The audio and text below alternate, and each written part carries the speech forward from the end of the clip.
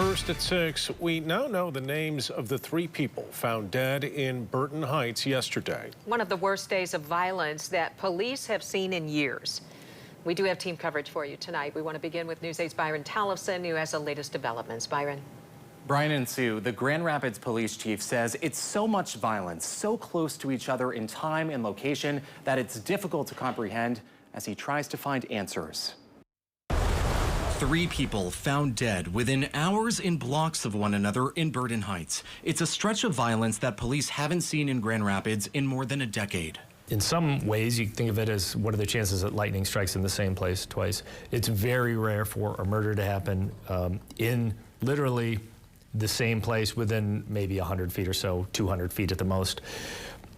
Twice within a 5-hour period, extremely unusual. The first 2 found dead were boyfriend and girlfriend, according to her family. Around 11 Monday morning, the body of 19-year-old Malik Eubanks was discovered on Melville Street, near Francis Avenue Southeast. Not long after, they found the body of his girlfriend, 20-year-old Anaya Rodriguez, just down Horton Avenue. But that wasn't all. Police were then told that Eubanks' 2-year-old son was wandering in the street a mile away, covered in blood. Likely driving in a car with him because he was covered in blood, likely witnessed his father being killed and was right there when it happened. So not nearly, an unforgivable act, in my opinion. The child was soon returned to his mother, and he is okay. I'm sure that it was such a traumatic experience that it will be with him for the rest of his life.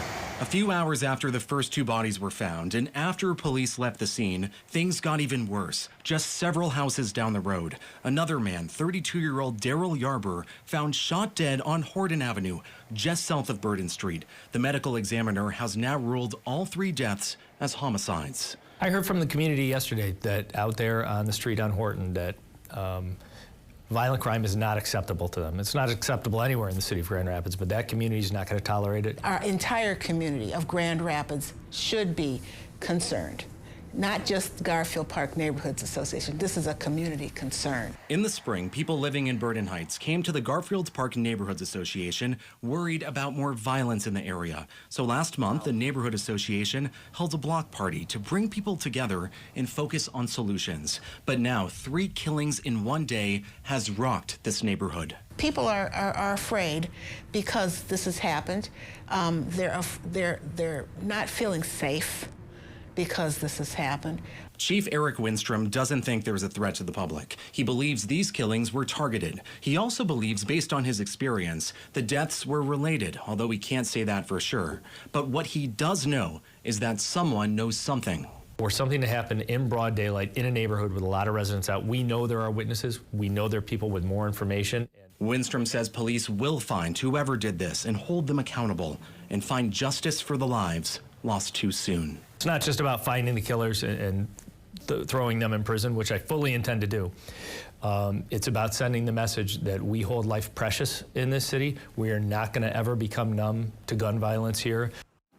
Police also found a vehicle of interest last night, a Jeep SUV. Winstrom says it's likely it was used in one, if not both, of these incidents. If you know anything, please contact Grand Rapids Police or Silent Observer. Police emphasize that no tip is too small. Anything can break this case open. Byron, thank you. Family described Anaya Rodriguez as beautiful, sweet, and loving. Her family said Rodriguez and Eubanks were boyfriend and girlfriend.